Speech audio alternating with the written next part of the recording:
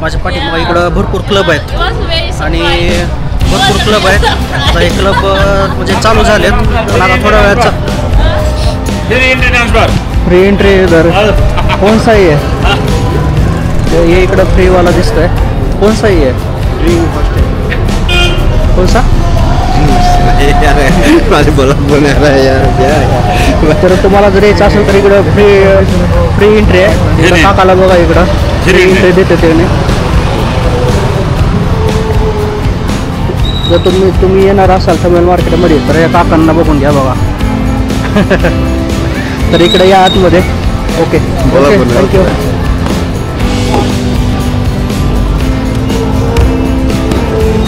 तर इथं असे हे क्लब आहेत. तर असे हे क्लब आहेत जिथं फ्री एंट्री पण आहे आणि पे फॉर आणि पे करून पण एंट्री आहे इकडं आतमध्ये. हे इकडं क्लब आहेत दोन्ही साईडला.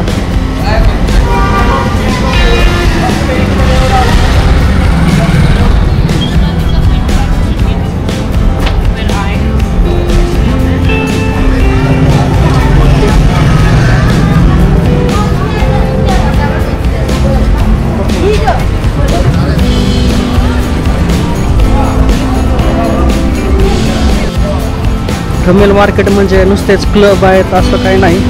थमेल मार्केटमध्ये ह्या वस्तू पण आहेत विकायला. इकडे वस्तू पण विकायला आहेत आणि कपडे.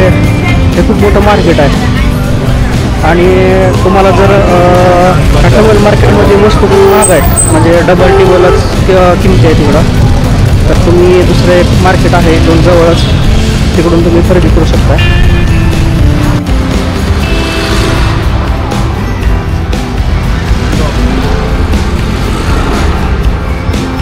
हे मार्केट आणखी हे जे नाईट लाईफ आहे हे 12-1 नंतर पूर्ण दोन्ही रोड भरतात. हे दुकानं सगळे बंद होतात.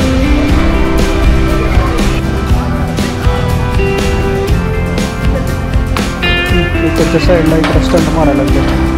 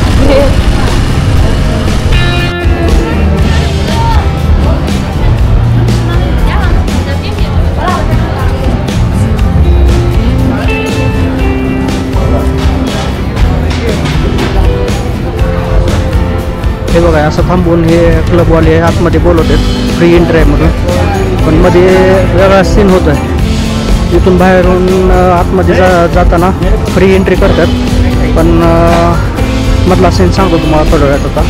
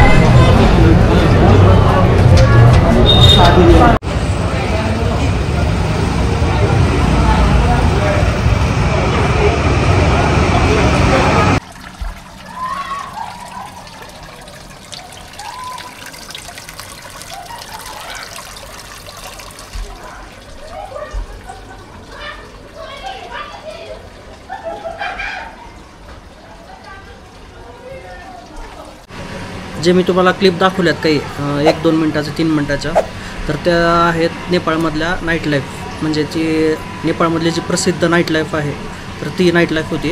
आपलं काय काम नव्हतं तिथं, आपल्या तर काय कामाचं नव्हतं तिथं, कारण मी काय नाईट लाईफ मी आज आपल्या तर काय कामाचं नव्हतं तिथं, कारण मी काय नाईट लाईफ मी तर काय ड्रिंक वगैरे काय घेत नाही आणि क्लबलाही जात नाही, त्याच्यामुळं ते माझ्या काय कामाचं नव्हतं. पण तुम्ही जर कधी जर तुमचा जर प्लॅन असेल इकडे यायचा थमेल नाईट लाईफ बघायला, कारण सगळ्यांचं एक स्वप्न असतं किंवा सगळ्यांची एक इच्छा असते की नेपाळमध्ये आल्यावर नाईट लाईफ एकदा बघायची. तर नाईट लाईफमध्ये हेच असते की क्लब असतात, क्लबमध्ये ते दारू पार्टी, खाणं, डान्स, त्या अशा सगळ्या गोष्टी असतात. त्यामुळं जाताना तुम्ही ज्यांच्याकडे पैसे आहेत, ज्यांना पैसे खर्च आहेत, त्यांनी जायला काय हरकत नाही. आणि ज्यांना फक्त एन्जॉय करायचं आहे किंवा जस्ट वॉकिंग करायचे, नाईट लाईफ म्हणजे काय, तर लोक सगळे वॉकिंग करतात तिथं. नाईट लाईफ म्हणजे दुसरं काही नाही, एन्जॉय करतात लोक, जास्त करून तर इथं टुरिस्टच आहेत बाहेरचे, तर त्यामुळं इथं सगळे लोक वॉकिंग करतात, एन्जॉय करतात, बाकी काही गोष्टी नाही. त्यामुळं तुम्ही या, एन्जॉय करा. नेपाळ हे फक्त नेपाळ हे जास्त करून तर ट्रेकिंगसाठी प्रसिद्ध आहे. जर तुम्हाला ट्रेकिंगची आवड असेल, ट्रेक करायचं आहे, तर तुम्ही नेपाळला या. पण नेपाळच्या अगोदर आपल्या भारतातले ट्रेक पूर्ण करा, कारण नेपाळमध्ये जे आहे ते आपल्या भारतातल्या फक्त 2% ठिकाणी. नेपाळ म्हणजे आपल्या भारताचा 1% सुद्धा नाही, कारण आपल्या भारतामध्ये एवढे ट्रेकिंगसाठी एवढे स्पॉट आहेत की म्हणजे आपल्याला बाहेर देशात कुठं जायची सुद्धा गरज नाही. आपल्या भारतासारखा देश मला वाटत नाही जगभरात कुठलाच देश असेल, कारण आपल्या इथं प्रत्येक गोष्टी स्वस्त आहेत. राहणं, खाणं, फिरणं, या सगळ्या गोष्टी स्वस्त आहेत. जसं जरी आपल्या 1 रुपयाच्या तुलनेत इथं 1 रुपयाला 1.6 असं काही तर नेपाळी आहे, तर असं काय म्हणजे आपला 1 रुपया आणि नेपाळी $2.25 रुपये असं पडतं आहे. पण तसं काय म्हणजे इथं आल्यावर मला तर काय असा अनुभव आला नाही, कारण इकडं खूप महाग आहेत गोष्टी, सगळ्या गोष्टी. राहणं फक्त मला स्वस्त भेटलं आहे, बाकी खाणं, फिरणं, सगळ्या गोष्टी एक्सपेन्सिव्ह आहेत, म्हणजे आपल्यापेक्षा डबलच किमती आहेत इकडं सगळ्या. वस्तू जर म्हणला तर वस्तूच्या किमती आपल्यापेक्षा 3 पट 4 पट किमती आहेत वस्तूंच्या. त्यामुळे इथं मला तर वाटत नाही काही घेणं योग्य आहे. तर आपल्या इथं ज्या नेपाळीच्या शॉल असतात, त्यात आपल्या इकडं त्याच शॉल काश्मीरला पण भेटतात, उत्तराखंडला भेटतात. आपल्या ज्या पहाडी जो एरिया आहे, तर ह्या वस्तू आपल्याला तिथं आरामात भेटू शकतात. कारण अगोदर आवडच जर तुमची इच्छाच असेल नेपाळला यायची, तर तुम्ही या. पण मी तर काय आता नेक्स्ट टाईम आलो तर येणार आहे, कारण इथं फक्त ट्रेकिंगसाठी 1-2 पॉईंट आहेत, तेवढं पूर्ण करणार आहे मी. आणि बाकी असं वाव म्हणण्यासारखं असं काही नेपाळमध्ये नाही. टुरिझम खूप मोठ्या प्रमाणात आहे. बेसिकली काठमांडू जे शहर आहे ते एक म्हणजे खूप पोल्युशन आहे ह्या शहरामध्ये, गर्दी आहे सगळी.